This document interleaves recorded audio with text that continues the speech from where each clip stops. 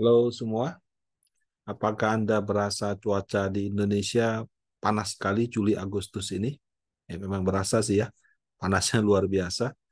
Nah, yang jadi pertanyaan, cuaca panas ekstrim gitu, apakah juga menyengat ke pasar modal? Eh, Juli Agustus memang itu masuk di musim panas Bapak Ibu. Tapi musim panas kali ini diklaim sebagai yang terpanas sepanjang sejarah. Apakah ada pengaruhnya ke IHSG? Apakah sepertinya IHSG kepanasan sehingga ngos-ngosan tiap kali mau ke 7.000 jatuh terus? Apakah cuaca panas ini malah berdampak ke harga obligasi FR yang kalau kita perhatikan belakangan ini agak menurun? Um, jadi menurut Copernicus Climate Change Service, ini saya ambil dari koran Kontan, suhu global di bulan Juli 2023 itu adalah 16,95 derajat. Rata-rata dari tahun 1940 itu 16,22. Jadi ini adalah yang terpanas sepanjang sejarah. Jadi summer itu sudah musim panas dan summer 2023 itu yang paling panas dalam sejarah.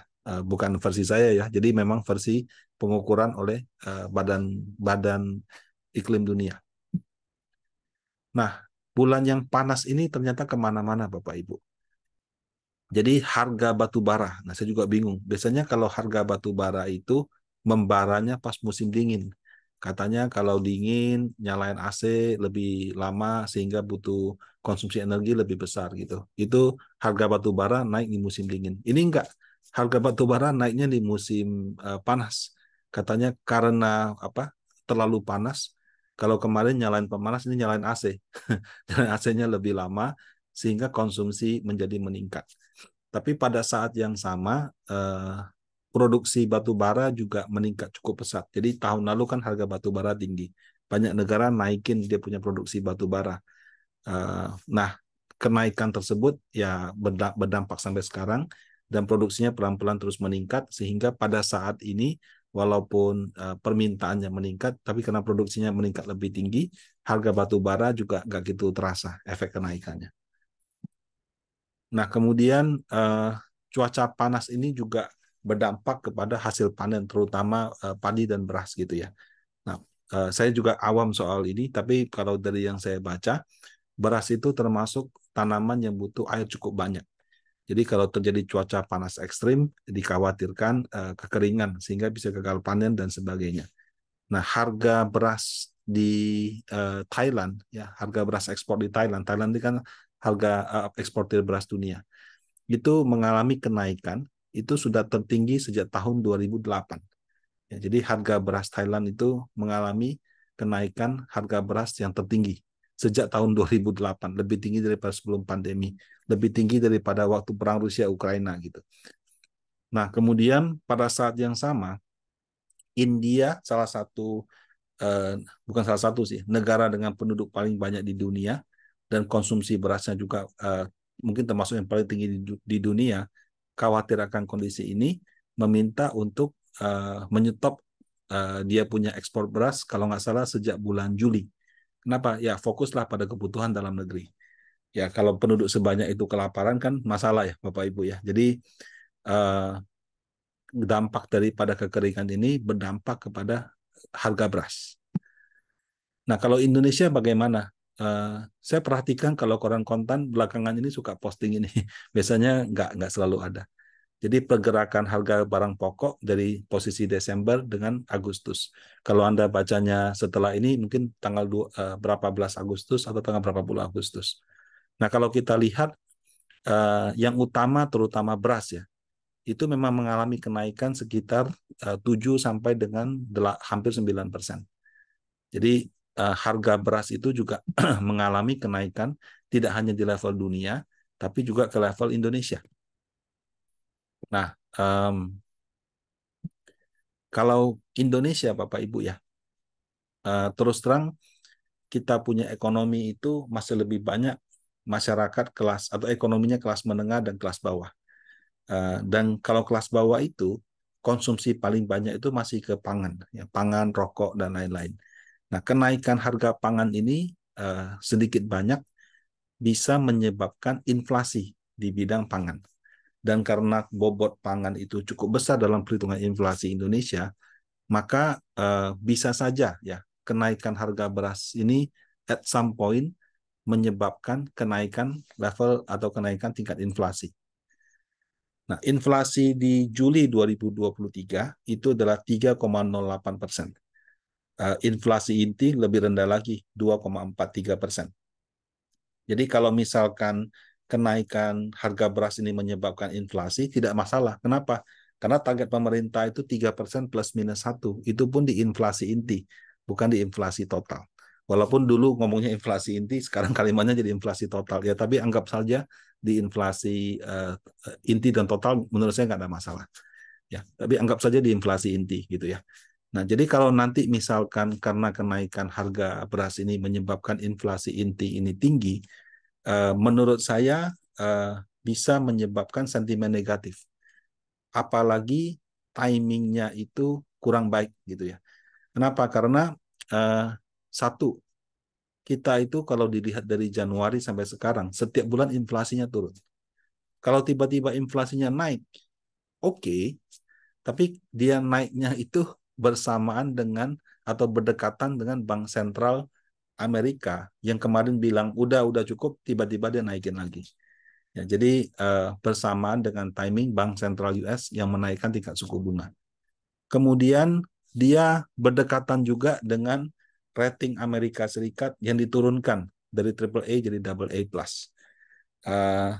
Amerikanya sih nggak ada masalah, cuma timing turunnya. Jadi ibaratnya ada bad news, inflasi yang tadinya turun naik, kemudian Bank Sentral naikin suku bunga, bad news, rating Amerika downgrade, bad news juga, gitu ya. Dan tidak lama setelah rating negaranya diturunkan oleh Fitch Rating, nah Moody menurunkan untuk 1, 2, 3, 4, 5, 6, 7, 8, 9, 10, 10 perusahaan di sana. Jadi 10 perusahaan lembaga keuangan di Amerika diturunkan ratingnya. Ada 6 dalam proses review, dan kemudian ada sekitar 11 yang kemungkinan akan outlook-nya negatif. Nah, kalau diturunkan rating negara, nggak ada masalah. Kenapa? Negara itu risk free. Mereka bisa cetak uang untuk bayar hutang-hutangnya, apalagi Amerika Serikat. Tapi kalau perusahaannya mungkin bisa beda, karena kan perusahaan tidak mungkin cetak uang terus-menerus. Antara mereka bangkrut atau minta bantuan pemerintah. Nah, tapi kenapa perusahaan di Amerika, terutama perusahaan keuangannya di downgrade? Ini lebih karena hal-hal yang sifatnya fundamental. Kenaikan suku bunga sudah berlangsung begitu lama. Suka tidak suka, bunga depositonya harus naik. Kalau nggak naik, orang pindah. Gitu. Pada saat yang sama, karena bunganya begitu tinggi, KPR itu sudah tidak terjangkau untuk kebanyakan orang. Gimana mau bayar kan?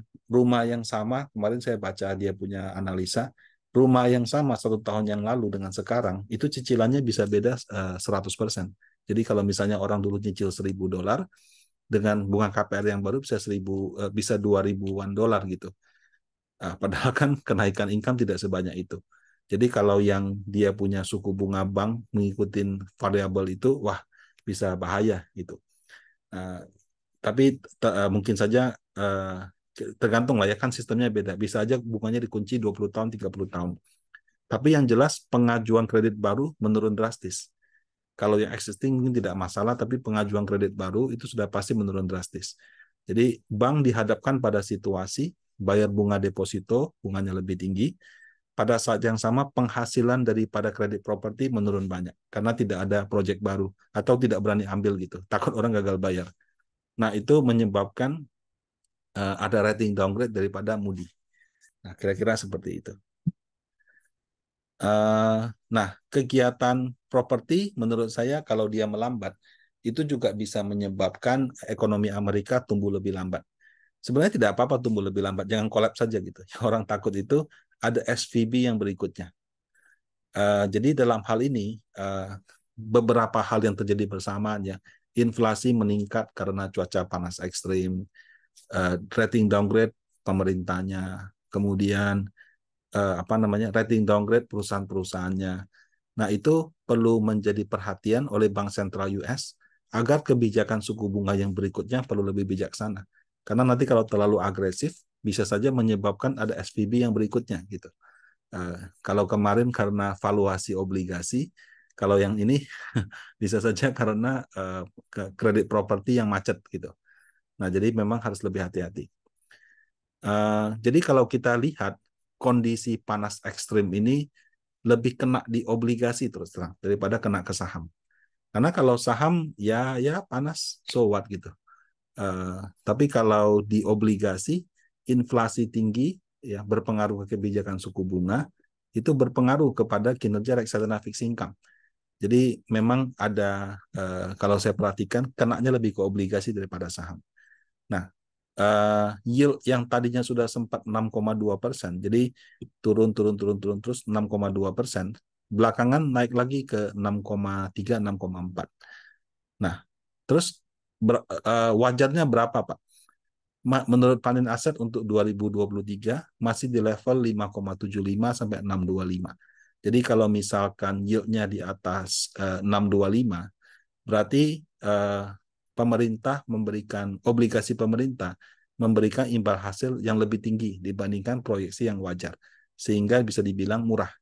Nah, di posisi ini kalau misalkan kita bisa hold selama 2-3 tahun, menurut saya investor bisa memanfaatkan kesempatan ini untuk masuk ke obligasi FR atau melalui reksadana pendapatan tetap yang porsi FR-nya lebih banyak kalau dipanin seperti Panin Gebiar Indonesia 2 atau Panin Dana Utama Plus 2. Nah, sebaliknya ketika yield-nya di bawah 5,75, belum pernah sih ya, kita masih kepala 6 sih. Itu artinya obligasinya itu sudah naik cukup banyak sehingga yield-nya sudah rendah sekali. Nah, kalau di situ orang mau profit taking, itu silakan. Nah, tapi dalam perjalanannya ya yield tetap bisa naik turun, bahkan pernah naik sampai 7% di awal tahun ini. Cuma menurut saya kemungkinan untuk yang sekarang naik ke 7% agak kecil. Kenapa? Karena inflasi kita di sini masih tinggi. Ya, mungkin saya lupa, 5, 6, 7, 8%. Sekarang inflasi kita cuma 3%-an. Alasan dia mau kembali ke sini itu sangat kecil, kecuali ada kepanikan pasar. Nah, pelaku pasar saya lihat juga sekarang lebih bijaksana sih, dan tidak gampang panik juga. Jadi kalau misalnya yield obligasi terus meningkat, bisa saja dimanfaatkan oleh investor besar untuk masuk di harga yang lebih murah. Nah, jadi kalau kita lihat, mudah-mudahan ya inflasi Agustus yang nanti datanya keluar di September nanti tidak terlalu tinggi. Ya, jadi naik tidak apa-apa, tapi jangan terlalu tinggi. Dan mudah-mudahan juga ketika inflasi yang tadinya terus-menerus turun, terus sekarang agak berubah arah, tetap atau naik, pasarnya tidak bereaksi secara berlebihan. Sebetulnya berlebihan juga nggak apa-apa, karena malah menawarkan kesempatan kepada investor yang siap untuk bisa beli obligasi atau reksadana pendapatan tetap dengan harga yang relatif lebih murah. Nah, demikian, semoga bermanfaat. Terima kasih.